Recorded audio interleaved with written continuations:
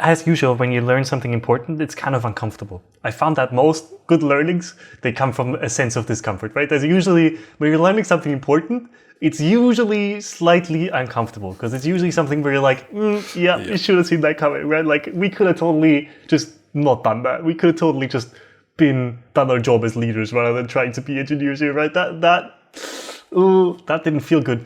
But from those moments, if you take a step back, and I think that's the difficult part, right? If you take a step back and you actually start, and actually, Tim and I did an incident retro.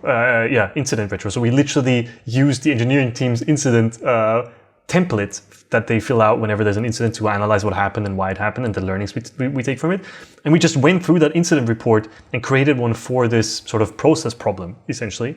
And it was a beautiful way for us to learn from the experience, right? Like, we got the feedback and then we actually sat down and we were like, okay, we got this feedback. Why did this happen, right? Like, what were the root causes that led to this? And then based on that, what do we learn, right? Like, what do we want to take away from this? And then how are we applying these learnings both right now, immediately, in redoing the kickoff and involving the engineering team, making sure that that's scoped out properly. But then also long-term, how do we want to update our processes to take this into account, right? How do we want to actually work together as an organization so we are more effective and efficient as a whole?